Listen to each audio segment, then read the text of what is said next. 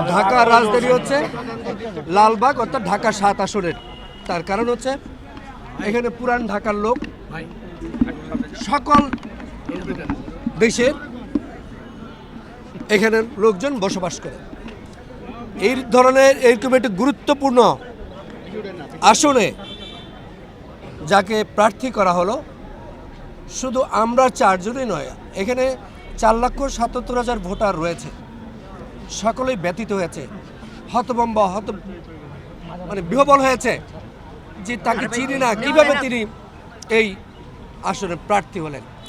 আচ্ছা, মজার একটি ঘটনা আছে ভাই, আপনি দেখবেন ওনার সামাজিক যোগাযোগ মাধ্যমে উনি নিজেই কিন্তু স্বীকার করছেন যে আমি আপনাদের কাউকে চিনি না। আপনি দেখবেন, আর যদি আপনাদের কোনো মানে খটকা লাগে বলবেন, আমি আপনাদেরকে লিঙ্কটা পাঠাবো। প্রার্থী নিজেই বলছেন যে আমি আপনাদেরকে আসলে 2-3 জন ছাড়া কাউকে চিনি না, আমাকে ক্ষমা করবেন, আমি নতুন, আমি রাজনীতি থেকে পালিয়ে গিয়েছিলাম, আমাকে নিয়ে আসা হয়েছে। এটা কিন্তু আমার বক্তব্য না, এটা ওনার বক্তব্য, যিনি প্রার্থী। ঠিক।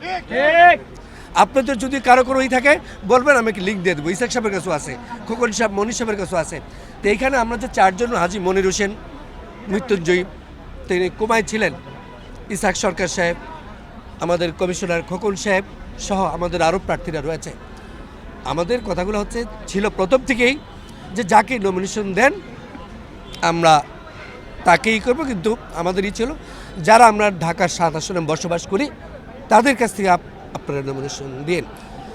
দেখেন, আমার ছাত্র জীবন থেকে শুরু করে দেখেছি যতগুলো নির্বাচন হয়েছে, একটা মনোনয়ন ভোট হয়েছে, ইন্টারভিউ নিয়েছে, সকলের কাছে জানতে চেয়েছে, খবরাখবর নিয়েছে, তারপরে নমিনেশন বোর্ড একটা মনোনয়ন প্রদান করেছে। আমাদের সবচেয়ে কষ্টদায়ক, যাদের আদর্শ ধারণ করি, যার যে নেত্রী, 18 কোটি মানুষের নেত্রী, আজকে সারা বিশ্ব যার জন্য কাঁদছে, সে গুরুতর অসুস্থ ছিল। এই অবস্থার ভিতরে এটা প্রেস রুটের মাধ্যমে প্রার্থী ঘোষণা করা হলো। কী কারণ হলো, কেন হলো, এটা আমাদের আপনাদের যেমন প্রশ্ন, আমাদের ঠিক তদ্রুপ সেই প্রশ্ন। সুতরাং আমি দীর্ঘায়িত করবো না, যেহেতু আমাদের মিছিলটা অনেক বড় হবে।